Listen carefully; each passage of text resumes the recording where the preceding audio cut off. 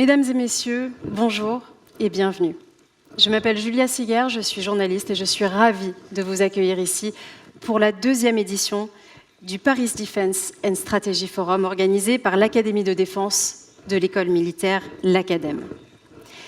C'est un événement, vous le savez, d'envergure internationale, placé sous le haut patronage de M. Emmanuel Macron, président de la République, ainsi que de la Commission européenne, et qui répond à une ambition forte. Permettre à la pensée stratégique française et européenne de contribuer au débat sur les grandes questions de sécurité et de défense.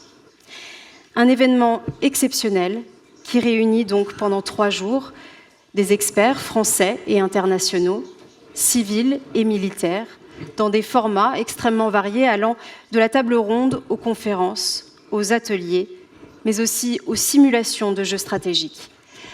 Un programme riche qui vous offre aussi un cadre de réflexion et d'analyse sur les grands enjeux qui se posent aujourd'hui aux États, aux armées, mais également aux organisations. Pour la 2e année consécutive, le Paris Defense and Strategy Forum est au cœur du débat stratégique européen, dans un contexte mondial marqué par des enjeux cruciaux. Répercussions de la guerre en Ukraine, tensions persistantes au Moyen-Orient, défis posés par l'intelligence artificielle en termes de manipulation, mais aussi en termes de désinformation, ou encore les questions liées à l'armement et aux implications géopolitiques de la réélection de M. Donald Trump outre-Atlantique. Cette année encore, l'Europe se trouve donc à la croisée des chemins. Et c'est pour cela que cette édition, cette année, portera le même thème central que l'année dernière. L'Europe, donc, à la croisée des chemins. Oui, mais autour de quelle alliance ? Nous parlerons architecture et coopération de défense et de sécurité. Pour quel monde ? Nous analyserons les enjeux régionaux et géopolitiques. Et avec quels moyens ? Nous aborderons bien sûr les questions capacitaires et les nouveaux outils à disposition des armées. Des questions cruciales abordées pendant 3 jours de programme au cours d'une centaine d'interventions de la part de 400 intervenants de haut niveau et sous un angle original, parfois inédit et toujours constructif. Je vous propose sans plus attendre d'ouvrir officiellement cette 2e édition du Paris Defense and Strategy Forum. Je vous prie d'accueillir M. Sébastien Lecornu, ministre des Armées, et M. Ruben Brekelmans, ministre de la Défense des Pays-Bas. Merci de les accueillir.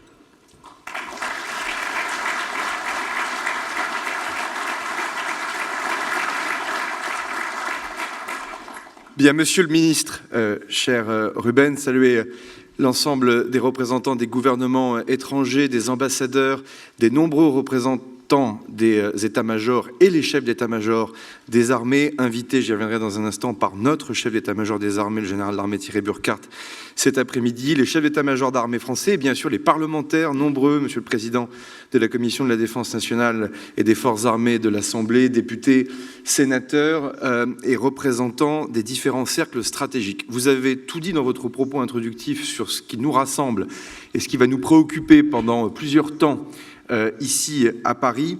Et vu de ma fenêtre pour cette 2e édition, j'aimerais quand même dire un petit mot sur cet exercice et sur ce forum en disant qu'il trouve sa place.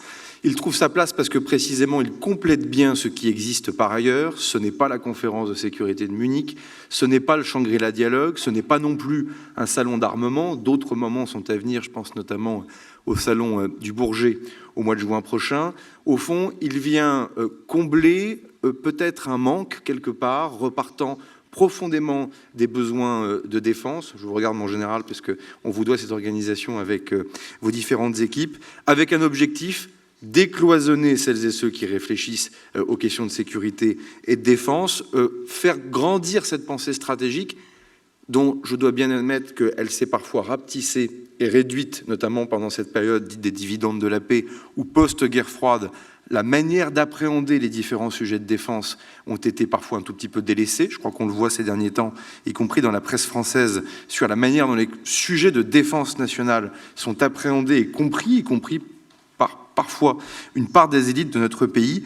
Et donc, au fond, on a besoin d'un réveil et le réarmement avant les armes, avant les pourcentages de produits intérieurs bruts, avant les milliards d'euros. C'est avant tout un réarmement intellectuel, et puisque nous sommes dans le prestigieux amphithéâtre Foch de l'école militaire, je rappelle que c'est avant tout là qu'a été pensée une partie de notre réarmement à nous autres Français dans les années 60. Je manquerais à mes devoirs si je ne le redisais pas une fois de plus, tirant justement les conclusions du passé, se réappuyant aussi sur un certain nombre de travaux stratégiques. Je n'en serai pas plus long sur ce point. Alors, peut-être pour nourrir un peu les débats qui vous attendent, les conversations qui vous attendent pendant ces rencontres, j'aimerais moi verser quelques contributions et permettre non pas d'organiser le dialogue stratégique, mais au moins de le nourrir comme un politique et comme un ministre des Armées qui approche désormais de sa 3e année. On le voit bien, la période elle est nouvelle, elle est très compliquée à expliquer, y compris pour nos concitoyens, parce que ce n'est plus la guerre froide, c'est plus non plus la période des dividendes de la paix, et donc c'est une nouvelle période qui s'ouvre, qui est difficilement qualifiable, dans lequel on retrouve les ingrédients parfois de la guerre froide, sauf que l'organisation de notre monde n'est plus complètement entre l'Est et l'Ouest, il est beaucoup plus multipolaire que cela, que la plupart des menaces sont parfois invisibles à l'œil nu, et il n'y a rien de pire que de devoir expliquer quelque chose qui n'est pas toujours perceptible du premier abord, que les nouvelles technologies viennent bousculer évidemment le cadre sécuritaire et que, on l'a encore bien vu malheureusement il y a quelque temps à Mulhouse ou encore récemment en Allemagne, nous n'en avons pas terminé avec le terrorisme et qui crée donc au fond un moment dans lequel je crois pouvoir dire que nous ne sommes pas en guerre, encore qu'avec le terrorisme islamiste, la question est largement posée au regard de l'engagement de nos forces ces dernières années. Mais enfin, pour autant, nous ne sommes plus en paix. Et ce moment complètement inédit, moi je compte aussi sur ce forum pour venir y réfléchir à plusieurs, avec différentes cultures nationales, différentes cultures stratégiques, trouver les mots aussi pour en parler, et nourrir une parole européenne qui doit irriguer l'ensemble du monde, sur lequel s'il ne s'agit pas de déléguer sa sécurité à d'autres, il s'agit aussi de ne pas déléguer sa pensée stratégique et donc de réfléchir par nous-mêmes.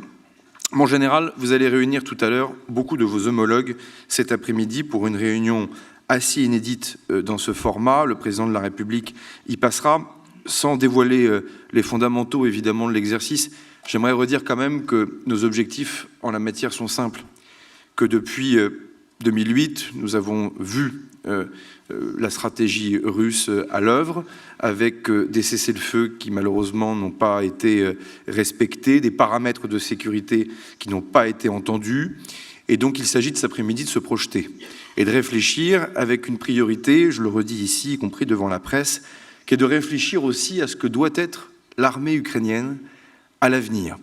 Et donc repartir du principe que la première des garanties de sécurité reste l'armée ukrainienne, que nous refuserons toute forme de démilitarisation de l'Ukraine et que le premier devoir justement des armées du continent européen est de se projeter sur le cadre doctrinal, capacitaire, intellectuel aussi, sur laquelle l'armée ukrainienne doit pouvoir reposer ses fondamentaux, non pas tant que pour l'année prochaine, mais pour les 5 prochaines années, les 10 prochaines années, les 15 prochaines années. Et cette réunion, elle est importante parce qu'elle vient poser une première pierre sur ces garanties de sécurité qui autorisent d'autres réflexions sur lesquelles je ne reviens pas ici, elles sont connues, mais comment nous, forces armées européennes, pouvons-nous donner du crédit et de la crédibilité à des discussions diplomatiques qui devront incontestablement s'inscrire dans la durée, parce que nous avons l'expérience de ce qui a été fait malheureusement et non respecté récemment. Et puis au milieu de tout ça, beaucoup d'armées otaniennes sont représentées ici.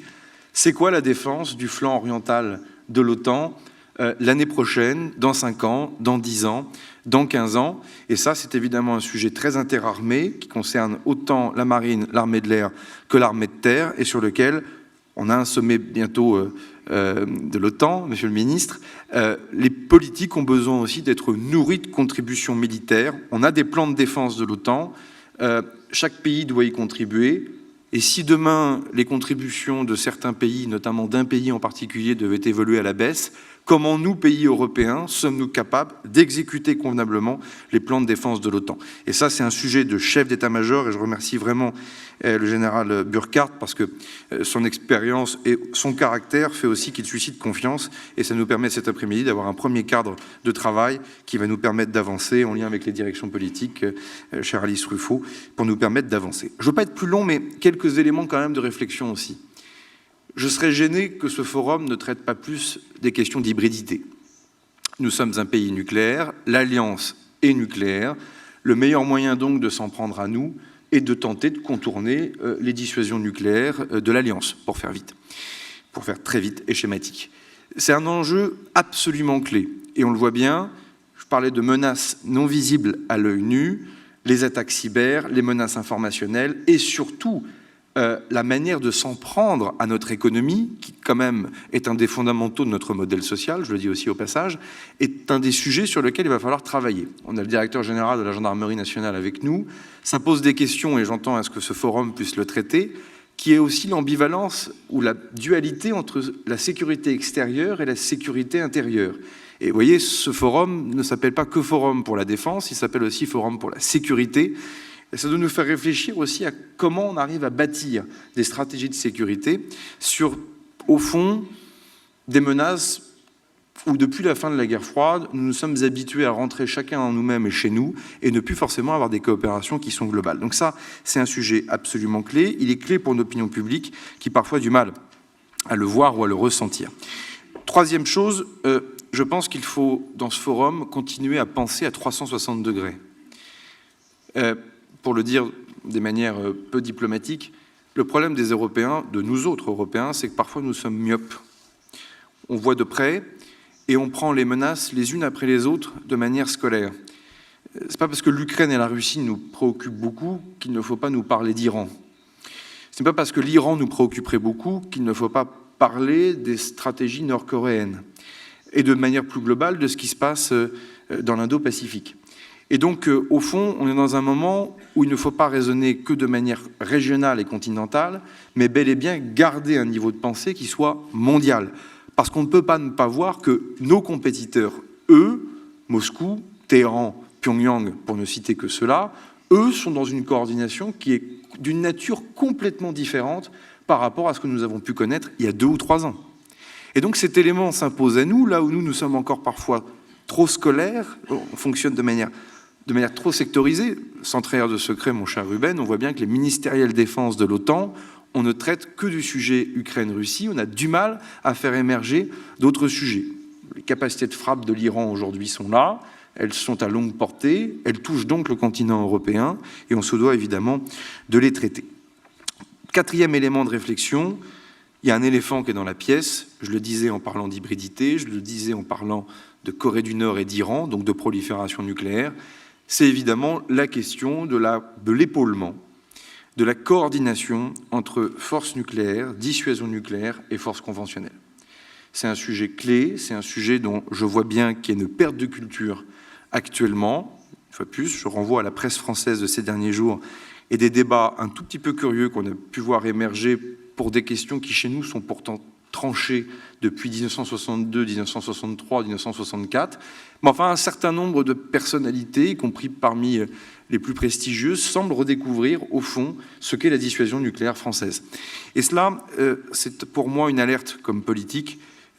Au fond, il ne faut pas refuser ce débat stratégique. Le président de la République s'est exprimé, je n'y reviens pas, mais je souhaite que, dans le cadre de ce forum, ces questions puissent être tranchées. Et puis évidemment, ça a été dit par vos propos introductifs, les nouvelles technologies, l'intelligence artificielle, le quantique, la militarisation de l'espace et la question des fonds sous-marins. Et donc, au fond, on le voit bien sur tous ces sujets, ça sonne comme une évidence, c'est comment l'Europe prend son destin en main.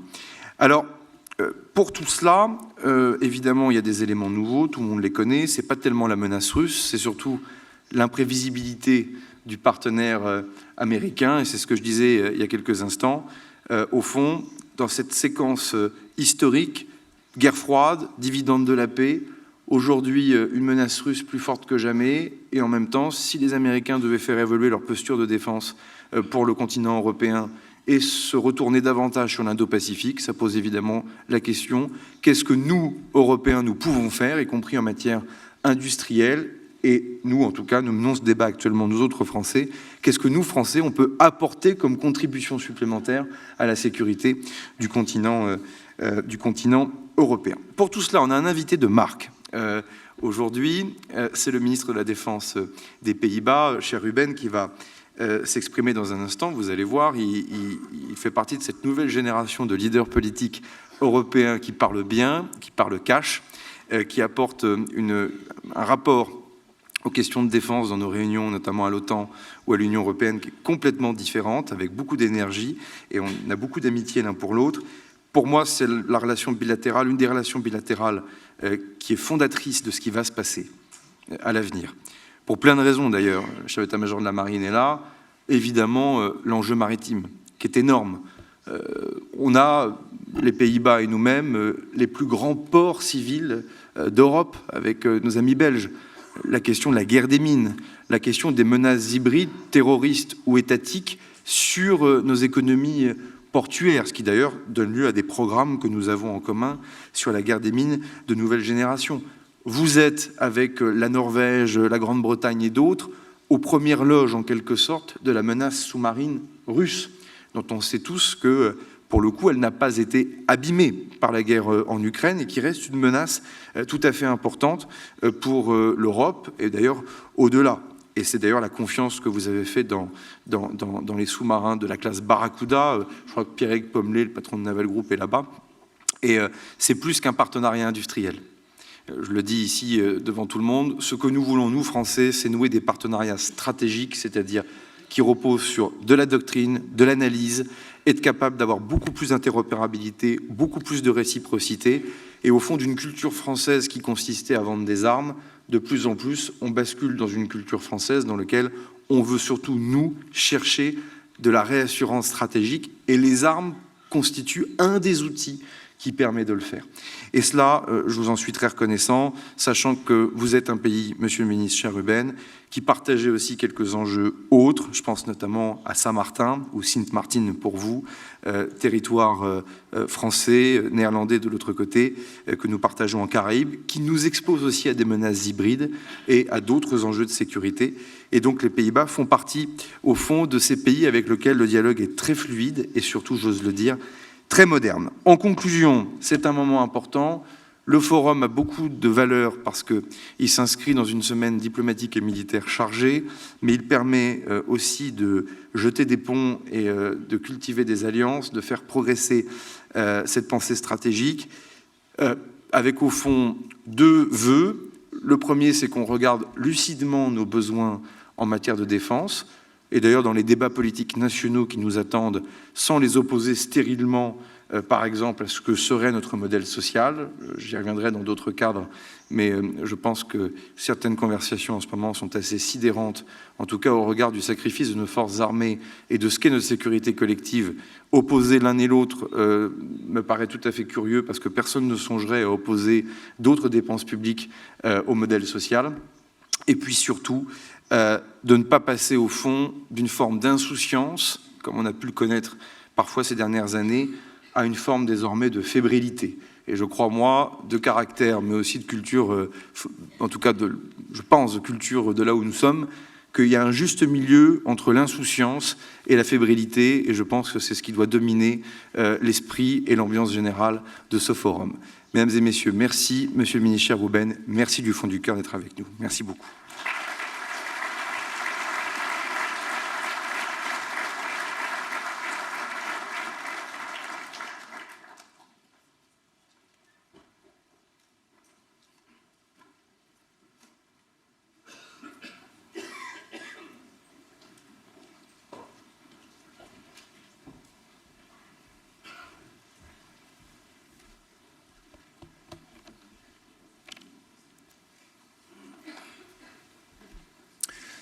Good morning, dear colleagues, generals, admirals, ladies and gentlemen. It's great to be here in Paris today. And I would like to thank the French Republic, and especially, of course, Minister Lecornu, dear Sébastien, my good friend, for inviting me to this important forum. As you rightly stated, Europe is standing at a crossroads.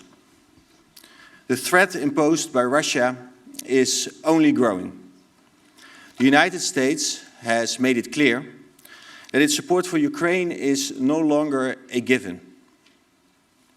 and Europe's decades-long reliance on the US cannot simply be taken for granted anymore. Instead, it must be earned.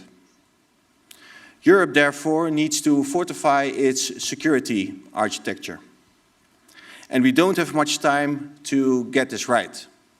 We only have one shot. The 80 years of freedom that both our countries have enjoyed are no guarantee for future freedom. We have to achieve peace through strength, through resilience, and through partnerships. And let me start with the third one, with partnerships. During the Second World War, American soldiers crossed an ocean to help Europeans in our fight for freedom. NATO was established in 1949 to prevent future wars through unified strength. And nowadays, when we walk towards the entrance of the NATO headquarters, we pass a large piece of the Berlin Wall on the left side. It's a symbol of the end of the Cold War. To the right side, we see a twisted and mangled piece of steel from the Twin Towers, which is a reminding of 9/11 and a reminder of the impact of terrorism. It's also a reminder of our American allies asking for our help, and a reminder to European allies answering that call. It's also a reminder of the many soldiers who served in Afghanistan. And for me, particularly, a reminder of the 25 Dutch soldiers who lost their lives in Afghanistan. I cannot help but wonder what relics of war will come to stand next to these 5 to 10 years from now. Will it be a piece of concrete from an apartment building in Kharkiv? Will it be a section of an internet cable from the North Sea? It's impossible to predict. But what I do already know is that our actions in these coming days and coming weeks will be crucial in shaping the next 5 to 10 years. And I applaud the fact that France is showing strong leadership, together with the United Kingdom, as we discuss what we could deliver in terms of security guarantees to Ukraine. I also want to express my gratitude to President Macron's invitation to all EU chiefs of defense. Europe is at the crossroads, and France is stepping up to make sure that we move in the right direction. And we need to keep supporting Ukraine so that citizens can enjoy a just and a lasting peace. President Zelensky should not have to agree to a deal that would result in some sort of interbellum, with aggression constantly looming on the horizon. He needs to negotiate from a position of strength. And allow me to elaborate a bit on how I see peace through strength. Europe can be stronger than we sometimes think. We should not downplay our relevance in the current geopolitical reshuffle of power. Europe can be a force to be reckoned with, economically, morally, culturally, but also militarily. Let's not be too modest about that. The European Union has 27 member states, each with different cultures and histories. And yet we all choose to go in the same direction. Combined, we spend more on financial, military and humanitarian aid for Ukraine than the United States. And we have strong partners who join us in this direction, for example, the United Kingdom and Norway. Almost 450 million people live in the European Union, and around 140 million live in Russia. Our combined GDP is 5 times bigger than Russia's. The President of the European Commission, Ursula von der Leyen, recently proposed to spend 800 billion in defense investments over the next decade. We have to get over our inferiority complex. We are more powerful than we think, and we will need that power for our security. Putin has made very clear that Ukraine is not his final stop on his campaign to the imperial past. He will continue his aggressive efforts to increase the influence and the territory of the Russian Empire, towards his dream to re-establish a Ruski Mir, or a Russian world. It's a dream for Putin, and it's a nightmare for the rest of Europe. It's time we let Putin wake up to the fact that his dreams do not match reality. He thought he would take over Ukraine in 3 days.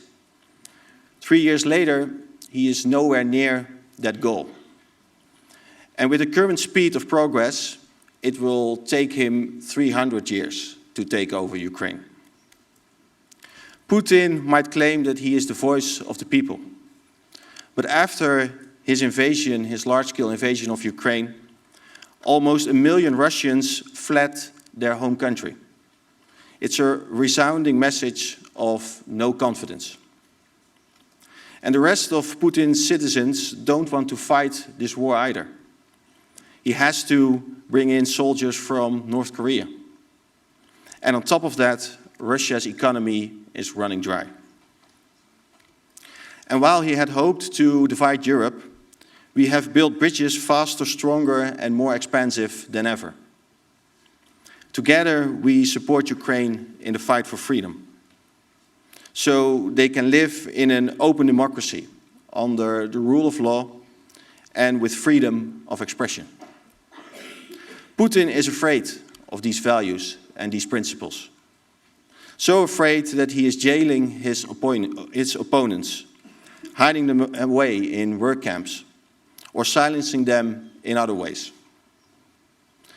But no matter how brutal this war has become, Ukrainians cannot be silenced. They can be forced into submission. Ukrainians are fighting at the front line of our freedom and security against Russian tyranny and aggression. It's the front line of the freedom and security of Europe, and therefore of France and the Netherlands. That's why our support to Ukraine needs to be unwavering. The Netherlands has allocated over 10.5 billion in military support to Ukraine. And we announced last week that we will be adding another 3.5 billion for 2026. We will not let Ukraine down. On the contrary, we will accelerate our support. Together we will keep standing, and we will do this together. We have done this in the past. In the Second World War, France and the Netherlands fought side by side. Last June, our king commemorated the D-Day landings in Normandy alongside President Macron. You all know how intense the battles. You all know how intense these battles were following the landings in Normandy. So many of our soldiers made the ultimate sacrifice. French and Dutch soldiers fought and died side by side on numerous battlefields, united by a shared goal: to liberate Europe from tyranny. And to this day, we are grateful for the French contribution to the freedom in the Netherlands. The hard-fought victory ultimately led to a free Europe. It was a price, a heavy price, that was paid in blood, and many soldiers never returned home. It was the price of freedom, the freedom that we enjoy until this very day. France and the Netherlands were both part of the group of visionary countries that laid the groundwork for our European security architecture. The most well-known visionary, Robert Schuman, had fought in the Second World War himself. The EU and NATO were born out of a desire for lasting peace on the basis of our common values. And in modern times too, the Netherlands has stood side by side with France to defend our common values. On the eastern flank, our forces are now operating under French command in Romania. We serve together in numerous other conflict zones to defend freedom and democracy against terrorism. And let's not forget the Balkans, and Kosovo in particular. We also continue to defend freedom of trade, for example in the Red Sea within the European operations Aspides. And we represent the freedom of navigation in the Taiwan Strait. But these times call for an even greater effort, and we must all rise to the occasion. We cannot allow aggression and imperialism to prevail, and for freedom and democracy to lose. As I said, the goal in Ukraine is peace through strength. But meanwhile, Putin's army could be knocking on our doors on other fronts. Whether it's in the Baltic states, in Moldova, or in Georgia. Already, Putin is setting the stage for new invasions. Our military intelligence agency has estimated that it would take Russia only a year to move around a significant number of troops. So imagine that 1 year after a peace deal or a ceasefire in Ukraine, Russia would be moving around hundreds of thousands of its troops to the border with the Baltic states. For example, then holding a large military exercise there. And we know from our experience with Ukraine that we only know 1 week in advance whether it's just an exercise or the preparations for a large-scale attack. We should be prepared for this scenario and reinforce our deterrence. At this very day, both we in the Netherlands and in France, we do not live in war, but we do not live in peace either. We are living in a gray zone between war and peace. Both our countries experience daily cyber attacks on our hospitals, on our universities, and on our police stations. We experience espionage and preparations of sabotage, with Russian ships mapping our wind parks and undersea internet cables. Russian trolls flood the internet with lies and disinformation. We may not be at war with Russia, but Russia is at war with us, a hybrid war. And we know that a hybrid car, at the end of the day, is a car. The same is true for a hybrid war. So we should be able and capable of defending ourselves in both a hybrid war and a kinetic one. But the responsibility for a secure Europe rests not only on the shoulders of our men and women in uniform. Defense is a key piece of the puzzle, but not the only one. Society and the industry are the other pieces. And that leads me to peace through resilience. Just increasing our defense spending is not enough. Defending our freedom and democracy is a task for society as a whole. We will have to be more resilient to the disruptive effects of modern-day threats, such as internet disruptions, power failures, and our drinking and water systems being hacked. This includes becoming more self-reliant in those first hours of crisis and maybe even the first days of a crisis. That's true for individual households, but also for companies and other organizations. It's not only a practical matter, there's also a mental aspect. Civilians need to be able to respond to any crisis with perseverance, not with panic. And meanwhile, at the government level, we must adapt legislation to be fit for purpose, not only in times of peace and war, but also in the gray zone. And to be able to reinforce our resilience and to grow our militaries, to have civilians and military work side by side, and to be able to speed up our processes, we should take away any legislations that are standing in our way, legislations that are currently standing in the way of growing our military. We should do this both on a national and on a European level.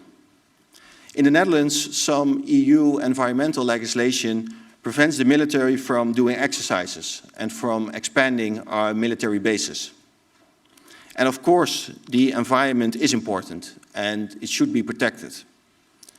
But Putin won't be deterred by a sign that is warning him that he is about to enter a nature reserve. And also, the EU should cut red tape that is preventing us from going faster, from procuring faster, and for being better and faster than our adversaries. Legislative exemptions for defense must be made across the board in order for our militaries to grow and for our militaries to be ready. And in order to achieve that, we call for a European Defence Readiness Act. In addition, we need to rapidly increase our military production. Europe has already taken steps in the right direction, but much more needs to be done. We have united ourselves in supporting Ukraine and in creating funds for defense spending. Our industry is picking up. In just 3 years, the Dutch defense industry has nearly doubled, from revenues of 4.7 billion in 2021 to 9.3 billion in 2024. And with around 900 defense companies, we are a substantial player in Europe. And we are working together with Ukraine to develop the most advanced weapon systems, such as the newest types of drones. But I must say, I very much admire France's strong defense industry. You are one of the key players in Europe. Minister Lecornu, during your New Year's address, you mentioned with understandable pride that in 2024, the French defense industry exported goods to a value of around 18 billion euros. And a substantial part of that spending, I believe, came from the Netherlands. It speaks to our ties, our friendship, and the way that we view France as a strategic partner, now and in the future. Your impressive strategic autonomy in terms of a defense industrial basis is clearly paying off. And we are looking forward to seeing our submarines being built by Naval Group, in close cooperation with Dutch suppliers. The helicopters for our special forces, the Caracals, are manufactured here in France too. And our vessels for mine countermeasures are also being built here in Bretagne. Let's make sure that we do what is necessary to massively ramp up our military production in Europe. Because despite all our efforts, it still is not enough. We see that prices and delivery times are going up, while volume should go up. We need to aggregate our demand, turn this into long-term contracts for the industry, and take away any barriers that are delaying production. And sometimes this means that we all need to transcend our national interest. If we make sure that we grow the European pie, then I'm sure that all 27 countries in the EU will have a piece that is much larger than we have right now, with more jobs, with more revenues, and with more innovation. We need to invest and innovate in all domains, including space. In this domain, we are witnessing many instances of Maskirovka, which is Russian military deception. We see spoofing, jamming, accidental explosions, and collisions. It's clear that while we would like to see a free space, and we would like to see others also adhering to that principle, our adversaries and our enemies increasingly and blatantly violate it. We need to take a giant leap in this domain to strengthen our military capabilities, to reinforce our defense, and to increase our resilience. And France, as a leader in space exploration and technology, can play a key role in this effort. We see that innovation in the space domain is now a game changer for Ukraine. And now, in Europe, we also need to step up our game. Because Europe should strive for more open strategic autonomy in all domains. It's up to us to show our friends and foes that we are willing to fight for our values. A strong Europe is the only guarantee of peace on our continent. And of course, the US remains an essential ally. But we cannot assume that the US will support us as they have done over the last decades. We have to take action as a united Europe now. Our strengths combined can make a difference. I want to applaud France's effort for a free and strong Europe. You've always been forward-leaning, you dare to be bold, and you dare to be courageous. Ladies and gentlemen, while we are standing at these crossroads, we need to take the right path towards a lasting peace, so that our 80 years of freedom can be extended to 100 years and many years more, for generations to come. We need to achieve peace through strength, peace through resilience, and peace through partnerships. And I'm glad that the Netherlands and France are working as close friends and close allies. Our national motto is, coincidentally, in French, Je maintiendrai. I will uphold. Every Dutch person has this on his or her passport. Many Dutch servicemen and women wear this on their arm. To me, it's a reminder that we need to uphold the values and the principles we hold so dear. Freedom, open democracy, sovereignty, and the rule of law. In other words, nous maintiendrons. Merci.